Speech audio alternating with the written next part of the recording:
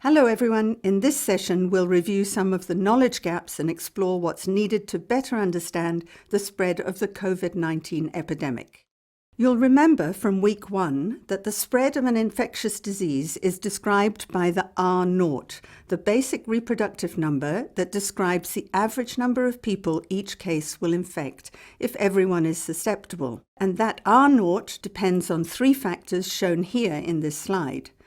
To properly assess these factors for COVID-19, we need certain critical pieces of information. Take the duration of infectiousness. In an ideal world, infectiousness would start with symptoms. That way, there is a visible alert that someone is sick. Unfortunately, this is not always the case. So critical things to know are, is it possible to be infected with SARS-CoV-2 but present no symptoms? And if so, can a person without symptoms infect another person? We also need to know whether SARS-CoV-2 infectiousness ends with recovery. As described in week 1, evidence suggests that primary transmission is by respiratory droplet, but other coronaviruses have been known to aerosolize, creating a fine mist that hangs in the air and causes longer unseen exposure. And we need to know if this also applies to SARS-CoV-2. There is also a possibility that SARS-CoV-2 virus might transmit via other body products. Researchers recently found virus genetic material in stool samples, while during the 2003 SARS epidemic, transmissible virus was found in respiratory droplets, stool and urine from 2 to 4 weeks after the start of symptoms. We also need to know how long SARS-CoV-2 can survive outside the body.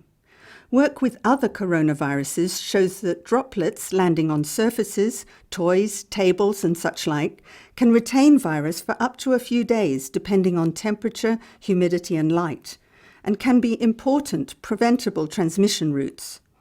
Fortunately, coronaviruses are sensitive to heat, so normal cooking temperatures and good food hygiene should prevent transmission through food. Another important parameter in spread is who is still at risk and are they exposed to the virus. In a location without cases, the number of people still susceptible to infection will be large.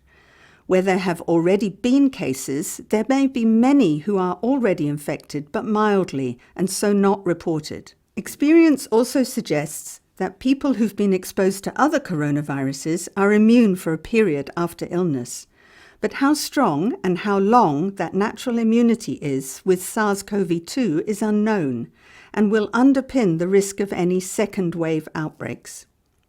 For this, seroepidemiological studies, which identify infection from the presence of antibodies in the blood, are needed. Transmission works differently in different settings and among different groups due to varying patterns of contact and risk factors. Understanding transmission in settings such as households and healthcare facilities, where the number of individuals are known, and among more vulnerable groups, is important to inform intervention in different contexts. Answering questions such as how healthcare workers need to be protected, and why, in the first large analysis from China, young children aged 0 to 9 years make up less than 1% of reported cases, can guide response, as can assessing the impact of risk factors such as comorbidities and pregnancy.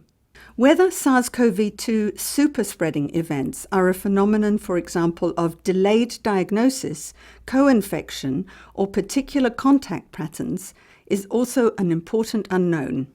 Particular efforts are needed to understand the risks in populations such as in parts of sub-Saharan Africa, where limited health systems can mean limited surveillance and delayed detection and response. A key challenge to measuring the spread of SARS-CoV-2 is that case definitions focus on people sick enough to seek care. This means people who stay at home and self-treat are missed, obscuring not only how far the virus has spread, but also how much unreported cases might be contributing to transmission. Case definition also affects other statistics.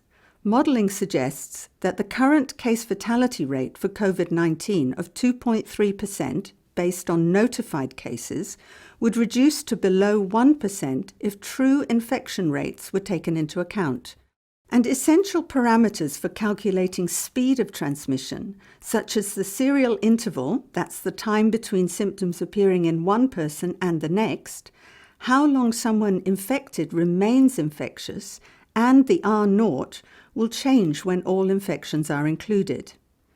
To uncover the true extent of SARS-CoV infection, population-based seroprevalence surveys to detect antibodies are essential. In summary, to better understand the potential for the spread of SARS-CoV-2 in different geographies and contexts, and in the most vulnerable populations worldwide, we need to determine the R0, establish the proportion of those infected that develop symptoms and seek care, find out the duration of infectiousness and its relationship to symptoms, investigate the main routes of transmission and see if there are any other rarer routes, establish the risk factors for infection and severe disease, and identify risk factors for super-spreading events. All these areas of study, plus the natural history and origin of SARS-CoV-2, are the focus of the WHO Research Blueprint, which researchers around the world are now striving to address.